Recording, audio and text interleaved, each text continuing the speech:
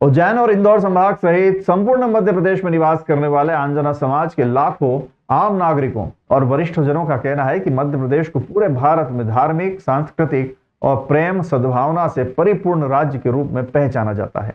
उन्होंने बताया कि उज्जैन अवंतिका में भगवान श्री कृष्ण सुदामा ने शिक्षा ग्रहण की, ओंकारेश्वर और उज्जैन में भगवान शिव का प्राकट्य हुआ, साथ ही न्यायप्रिय राजा विक्रमादित्य ने उज्जैन से शासन किया। आंजना समाज के वरिष्ठ जनों ने कहा है कि समाज ने गौशालाओं, देवस्थानों, धर्मशालाओं और धार्मिक स्थलों के विकास में सदैव योगदान दिया है। उन्होंने ये भी कहा कि उज्जैन अपने माता पिता, गुरुओं और पूर्वजों से सनातन संस्कृति और धर्म के मार्ग पर चलकर अच्छे व सकारात्मक कार्य करने की शिक्षा पाई है।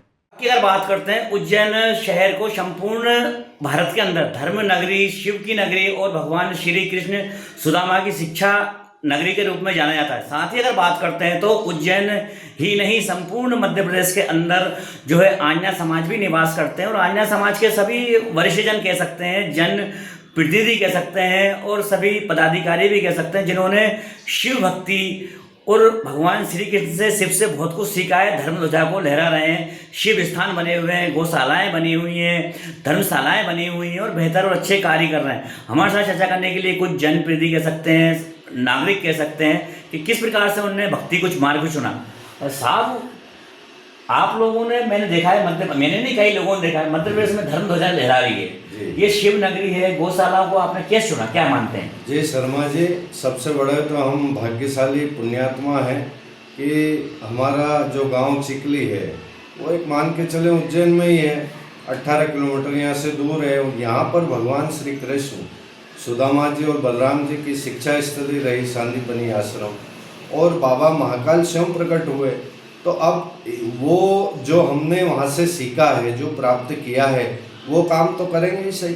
अब रहा सवाल गौशालाओं वगैरह का, तो अब गौशालाएँ हमारे ये बोरखेड़ा बल्ला में भी हमारे उस क्षेत्र के बहुत ही सेवाभावी कार्यकर्ता पटेल केसर सिंह जी और उनकी पूरी टीम, उस क्षेत्र के कम से कम 10-12 गांव के जो आंजना समाज के प्रतिष्ठित गणमान्य लोग हैं, वो गौ सेवा कर रहे हैं। और बोरखेड़ा बल्ला में एक भव्य गौशाला है और वहाँ का देखें तो, और दूसरा ये हमारे निम्बोदा में दशरथ सिंह जी आंजना, सचिन जी उपलाना, ये भी गौ सेवा कर रहे हैं। यहाँ पे निम्बोदा में एक अच्छी गौशाला है। और अभी वर्तमान में चितौड़ा में, मतलब जो है सांवेर तहसील और इंदौर जिले का जो चितौड़ा है, वहाँ पर पंडित कमल किशोर जी नागर जी के द्वारा संचालित गौशाला है।